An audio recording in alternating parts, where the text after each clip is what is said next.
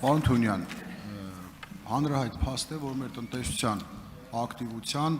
զգալի մասը այսօր ծառայություններն են, արտաքին գործոններն են եւ շինարարությունը։ Արտաքին գործոններն էլ բնականաբար կկրկնվեն, բայց ասեմ, որ ռուս-ուկրաինական պատերազմի արդյունքում ռուսական տնտեսական պատժամիջոցներից մենք օգտվում ենք, իդեպ շատ լավ է, դուք էլ նշեցիք, ռուս-ուկրաինական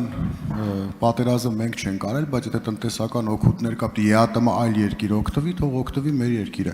Ոչ մի վատ բան բացի լավից չեմ տեսնում։ Բայց ինչ ենք մենք անելու, պետությունը ինչ քաղաքականություն է վարելու, որպեսզի մենք դառնանք արտադրող երկիր, արտահանող երկիր, որովհետև եւ արդյոք չկա այն մտահոգությունը, որ երբ ռուս-ուկրաինական պատերազմն ավարտվեց, երբ Ռուսաստանից կարողացան օրինակ SWIFT փոխանցում կատարել, մեր տնտեսական ակտիվությունը այդ ֆոնին ասենց էապես անկում է ապրելու։ Սա կարծում շատ կարևոր հարց է եւ պետությունը պետք է պատրաստ լինի։ Դրան եւ երկրորդ հարցը, եթե կարելի է, տեսեք, այս հենց նույն ռուս-ուկրաինական պատերազմի ֆոնին մեր Ռուսաստանում շատ հայ գործարարներ ֆինանսական միջոցներ են փորձում բերել այստեղ տարբեր գործունեություն ծավալելն ու հիմնականում ոնց որ թե անշարժ գույք են գնում կամ շինարարության մեջ են ներդրումներ կատարում։ Բանկային համակարգը լուրջ խնդիրներ է ստեղծում կապված այդ փողի ծագման աղբյուրի հետ, մեծ դժվարություններ են կրում գործարարները։ Ես ընդունում եմ, որ այսինքն փողի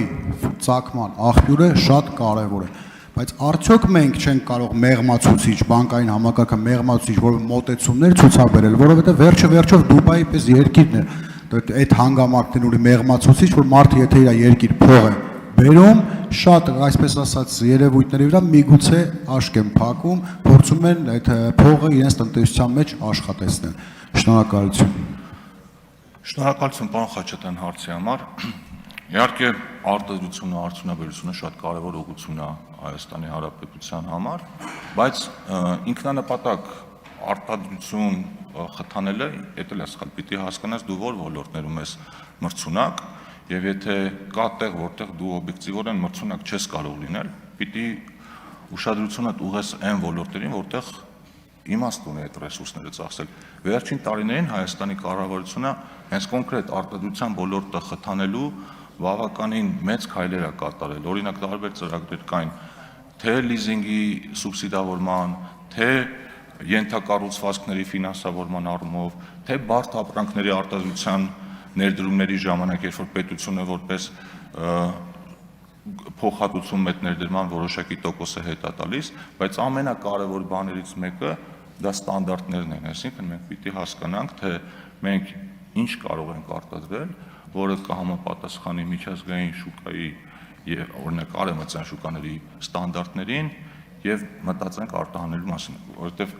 ասել եկեք գործարաններ կառուցենք ու եկեք ինչ-որ բաներ արտադրենք, դա այդքան բարդ բան չի, բարդը դրա համար շուկա գտնելն է։ Իսկ բանկային համակարգի հետ կապված ես էլ եմ այդ մտահոգությունները լսել, հիմա մի քիչ այդքան շատ չեն, սկզբնական շրջանում էին շատ, երբ որ մարդիկ դժվարություն էին ունենում հայկական բանկերի հետ առնչվելու ժամանակ ու քննարկումներ ունեցել են կենտրոնական բանկի գործընկերների հետ էլ, բանկային համակարգի գործընկերների հետ էլ, եթե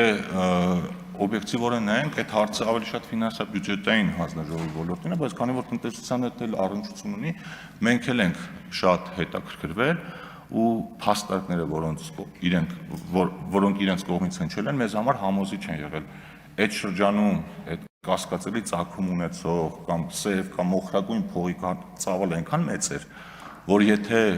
մեր ֆինանսական համակարգը մի քիչ անզույգ գտնվեր ու տրվեր այդ գայթակղությանը, դրա բացասական հետևանքները կարող է շատ ավելի մեծ լինեին մեր տնտեսության համար, քան կարելի է պատկերացնել։ Այսինքն այն պոտենցիալ օգուտը, որը մենք կարող ենք ստանալ, շատ ավելի փոքր է, քան այն վնասը, որը կարող է լինել։ Դրա համար միգուցե մեր ֆինանսական համակարգը գերապահովագրել է իրեն որոշ դեպքերում, բայց կարծում եմ հենց դեպքում դա իր հիմնավորվածությունը ունի։ Շնորհակալություն։